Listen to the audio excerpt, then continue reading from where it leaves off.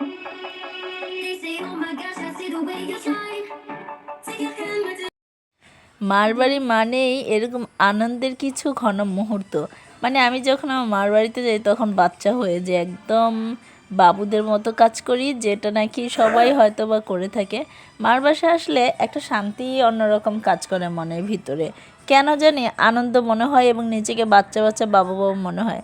আমার বাসায় কিন্তু অনেক মানুষ, আমার ভাতিজি ভাতিজা ভাগিনা মা বাবা ভাই বোন, মানে জয়েন্ট ফ্যামিলি সবাই একসাথে থাকে। এত বেশি আনন্দ হয় এখানে গেলে, মনে হয় মনটা ফরফরা হয়ে যায়। তা আমার মতো সব বিবাহিত মেয়েদেরই হয়তো এরকমটা মনে হচ্ছে।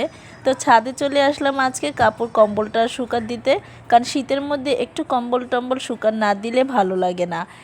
এবং আমার হাজব্যান্ড সবসময় ছুচিবাই মানুষ।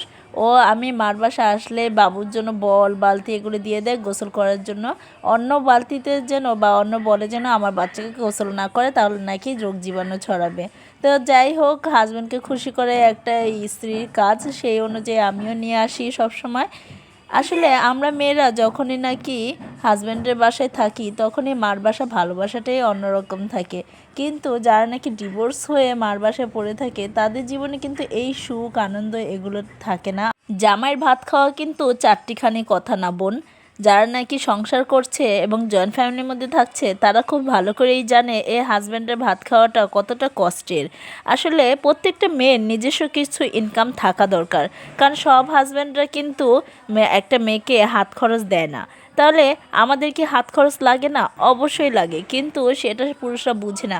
মনে করে 3 বেলা ভাত খাচ্ছে, সবজি খাচ্ছে, ডাল খাচ্ছে, ভাত তো এনেই দিচ্ছি, একটা মেয়ের আর হাত খরচে কী প্রয়োজন? না, এর বাইরেও হাত খরচের অবশ্যই প্রয়োজন আছে, এবং সেটা যদি মা বাবা ঠিক করে দেয় তাহলে সেই মেয়েটার কপাল অবশ্যই ভালো। আমার হাত খরচ বলতে আমার হাজব্যান্ডই মাঝে মধ্যে দিয়ে যায়, যা এবং আমার বাবা মার পক্ষ থেকে আমাকে একটা ফ্ল্যাট দেওয়া হয়েছে, যেটার ভাড়া দিয়ে নাকি আমি আলিশানভাবে চলতে পারি আলহামদুলিল্লাহ। কিন্তু সব বাবা মারই উচিত যে তার মেয়েকে কিছু না কিছু তৈরি করে দেওয়া। আমি তো ভয় পাই যে ছেলে হলে ভালো, মেয়ে হলে ভাগ্যে কিছু না কিছু দুঃখ লিখাই থাকে। আল্লাহ তাআলা কেন যেন মেয়েদের ভাগ্যে দুঃখটা লিখেই রেখে দেয়, কিন্তু ছেলেদের কিন্তু এই কষ্টটা আমি দেখি না। কেন দেখি না? ছেলেরা জন্মের পরে মার বাসায় থাকে, বিয়ের পরও মার বাসায় থাকে, তাদের পরিবেশটা যেন চেঞ্জই হয় না। কিন্তু একটা মেয়ের কিন্তু পরিবেশটা চেঞ্জ হয়ে যায় এবং অনেক স্ট্রাগল করতে হয় তার বিবাহিত জীবনে।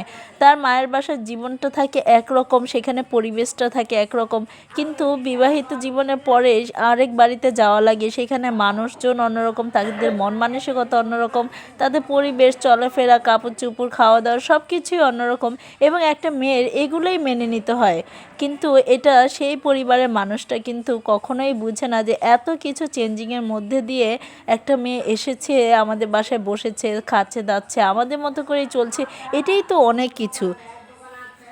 এর জন্য প্রতিটা বাবা মার উচিত একটা মেয়ের জন্য কিছু না কিছু রেখে যাওয়া, যাতে করে তার মেয়েটার কোনো সমস্যা না হয় জীবন চলার পথে।